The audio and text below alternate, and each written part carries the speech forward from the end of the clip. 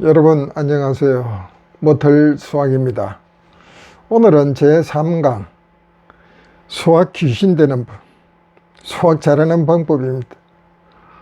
수학 귀신 되면 얼마나 좋겠어요. 자, 제 나름대로 평생 수학 강의를 했는데 제 앞에 앉아있는 학생은 전교 꼴찌도 있었고 전교 1등도 있었고 그 중간도 있습니다. 자, 그렇지만은 어떤 학생이든지 간에 처음 등장한 개념은 누구나 출발선이 같습니다. 출발선이 같는데 이걸 어떻게 공부하느냐에 따라 결성전에 도달하는 건 차이가 납니다. 제 교육의 결론이 이 세 단계로 나누어집니다. 오늘 강의는 굉장히 중요한 강의니까 여러분 정신 바짝 차리고 들으세요. 첫 단계는 개념부터 완벽하게 이해를 해야 됩니다. 수학을 이해 과목이라고 하죠. 틀린 말은 아닙니다. 그러나 기억을 시켜야 됩니다. 그래서 모든 과목이 다 그렇잖아요. 공부는 기억이라고. 그래서 수학은 암기 과목입니다. 감히 선언합니다. 이해요? 그건 기본이죠. 이해가 안 되는 암기는 영원하지도 않고 금방 잊어먹어요. 자, 그래서 우선 수학 공부는 이론을 분명하게 하는 것부터 시작을 해야 됩니다. 그럼 이제 수학 이론을 어떻게 하냐? 수학 이론은 용어의 정의부터 시작되는 거예요. 여러분, 내가 간단한 거 물어볼게요. 수가 뭐이고 숫자가 뭐예요? 숫자 같은 거 아니냐? 아니요? 글쎄, 숫자 123은 수야 숫자야? 답은 이렇습니다. 흔히들 123은 숫자라고 그래요. 방송의 아나운서도 숫자 그럽니다. 잘못됐어요. 숫자는 수를 구성하는 기본 단위 뭐가 있죠? 0, 1, 2, 3, 4, 따단 9, 10까지밖에 없어요. 그건 숫자고, 그걸로 해서 십진법이니까 자릿수 하나 올라갈 때마다 10배씩 증가하잖아요. 일십, 백, 천만. 그래가지고 뭐 2500, 뭐 이런 것들은 수예요. 숫자는 9가지, 10가지지만은 수는 무수히 많겠죠? 그렇습니다. 이거는요, 그런 개념의 수의 숫자의 개념을 모르면 이게 판단이 안 되잖아요. 즉 판사가 법을 모르고 어떻게 당신은 이런 죄가 있어, 징역 10년이야 1년이야 아니야 당신은 죄가 없어 석방, 그렇게 할 수 있습니까? 법을 알아야 되죠. 그 법이라고 하는 건 우리가 다 합의해서 정해놓은 거잖아요. 그렇습니다. 수학 개념도 우리가 합의해서 정한 거예요. 그걸 뜻을 정했다 해서 정의입니다. 이 정의를 모르면은 공부를 할 수가 없죠. 그래서 수학 이론은 용어의 정의부터 시작하여 용어 간의 관계를 맺어 새로운 개념들로 자꾸 연결되어 나갑니다. 하나하나가 다 중요하죠. 수학에는 덜 중요하다? 문제 위주로 강의하는 선생님들은 그 캐묻은 방법, 아무 혜택도, 그것도 효과도 없는 그런 것들 전부 다 보면은요, 개념들 연결해주고 뭐 이래야 되는데, 이 문제는 중요해, 저 문제는 중요하지 않아, 요따위 강의를 합니다. 그 옛날에 학력고사 때 오래전에 30년, 40년 강의예요. 그런 수업 받으면 학원 내일부터 당장 끊으세요. 정말요. 당장 끊으세요. 돈만, 시간만 낭비하고. 걔네들은 돈 벌겠죠?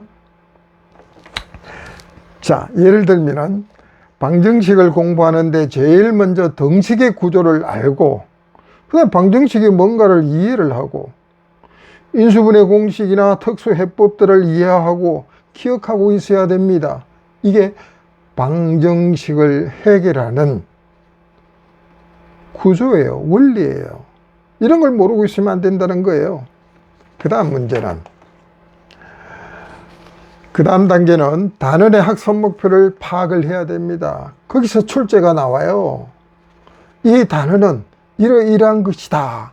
어디에 나옵니까? 교과서에 맨 위에 그 보면 단원 표시할 때 그 맨 위쪽에 그 쳐다보면은 학습 목표 하는 거 적었습니다. 여러분 한 번이라도 본 적 있습니까? 선생님도 이런 거는요, 수업을 안 해요. 이게 얼마나 중요한 건데, 꼭 알아야 될 걸 얘기를 하는데, 뭐, 이 단원이 왜 필요하고, 왜 공부를 해야 되는 것도 모르고 공부하나요? 그런 공부가 어디 있어요? 내가 길을 나서는데, 어디로 가야 할지 목표도 안 정해놓고 막 갑니까? 절대로 안 되죠. 각 단원의 학습 목표를 잘 알고 있어야 돼요. 자, 학습 목표는 이렇습니다. 예를 들면 방정식 단원, 방정식 중학교 1학년은 모르겠습니다만 방정식 단원은 근을 구하는 게 첫째 목표. 근을 구하되 이 근의 종류는 무엇이며, 실근이면 실근의 부호가 양수냐 음수냐 이거.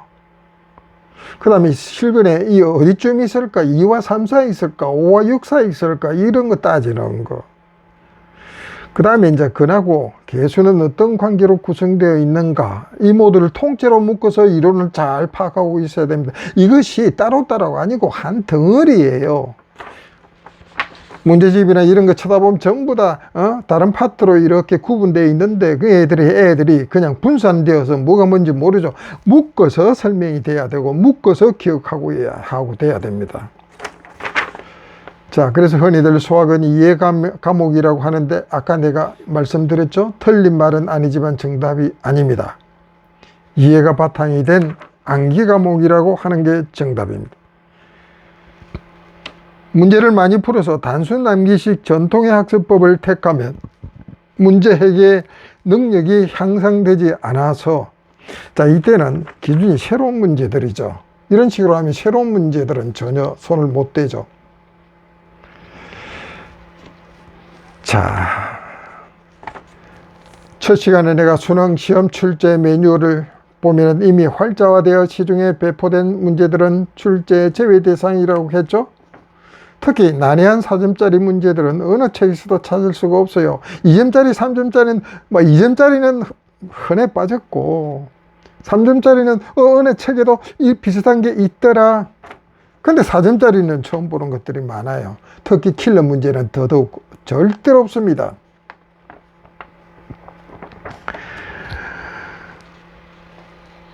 학생의 성적은 사실은 교육자 책임이죠. 90점까지는 교육자 책임입니다. 그래서 여러분은 문제 위주로 강의하는 이런 선생님 선택은 포기해야 됩니다.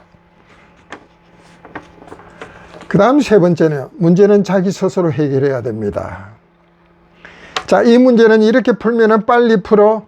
수학은 풀이 과정은 마음 자유예요. 모순되지 않으면 됩니다. 물론 결과의 답은 한 가지입니다만은 접근해 나가는 방식은 자유입니다. 어디서 시작해서 어떤 방식으로 가든 상관이 없어요. 오히려 새로운 방법을 추구하는 게 나중으로 봐서는 훨씬 이익입니다. 왜? 그렇게 함으로써 머리가 아주 윤택해져서 창의적 사고력이 발전하니까요. 그 문제는 스스로 반드시 풀어야 된다. 문제 유행 파악에 목매달지 말아라, 이 말입니다. 우리가 소위 자기주도적 학습이라 그러잖아요. 자, 여기서 중요한 것은 문제마다 내포된 개념의 분석을 철저히 해야 됩니다. 문제의 내용, 제시된 조건, 필요한 이론 등을 완벽하게 표현해야 됩니다. 영어 문장에 보면 주어, 동사, 목적어, 목적보호 하면서 슬랫 딱딱딱 치면서 구분하잖아요. 왜 수학은 안 합니까? 수학도 여러 가지 개념들이 이렇게 엉켜 있잖아요. 거기서 탁탁탁 분리를 해야 됩니다. 이게 제 이론의 분해입니다. 문제 푸는 요령 다음에 이제 시간 나면 말씀드리겠는데, 자, 그거는 끊어야 돼요. 개념별로 끊어, 분해. 그 다음에 분해된 걸 하나하나 해결을 합니다. 그는 이미 개념에서 완벽히 이해되고 기억된 이 힘으로 하나하나 분해를 합니다. 분해하고 나면 저끼리의 연결성은 바보가 아닌 이상 저절로 해결됩니다. 이게 조립이에요. 그래서 수학 문제 해결의 기본은 분해와 조립입니다. 분해와 조립. 자, 그러기 위해서는요, 교과과정 내의 모든 이론, 왜 교과과정이냐? 영어, 국어는 다른 곳에서 지문이 등장하지만은 수학은 교과과정이 있기 때문에 대학 이론이 절대로 미분에서 미분 방정식 봤어요? 절대로 안 들어옵니다. 그래서 교과과정 내의 모든 이론들은 어느 하나 빠짐없이 다 중요하니까 완벽히 알고 있어야 합니다. 자, 이걸 알고 그 다음에 문제를 푸는데 이게 바로 문제 푸는 이유입니다. 내가 잘 모르고 있는 개념들을 문제에서 찾아 이를 완벽하게 보완하기 위해서입니다. 뭐라고요? 내가 모르는 개념도 쓰여 있네. 나는 왜 모를까? 이걸 해결합니다. 반드시 모르는 개념을 풀이과정 쳐다보고 끼워 맞추면 절대 안 됩니다. 그때뿐이에요.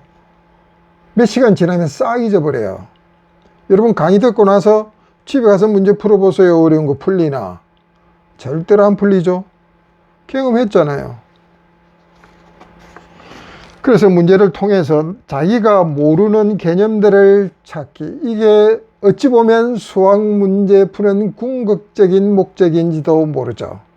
그 중에 하나겠죠. 다는 아니고. 문제 속의 이론이 파괴 안 된 상태에서 해설지를 보거나 남의 도움, 친구나 특히 친구들, 그 다음에 강사나 선생님들이 풀어주는 걸 답습한다, 구경만. 이 구경이죠, 구경. 이 헛공부하는 겁니다. 완전 헛공부에 자유공부 아니에요.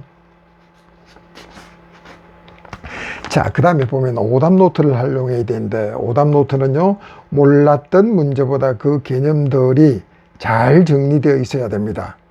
수학 문제 정복은 문제 유형 익히기보다 완벽한 개념의 기억부터 시작해야 한다.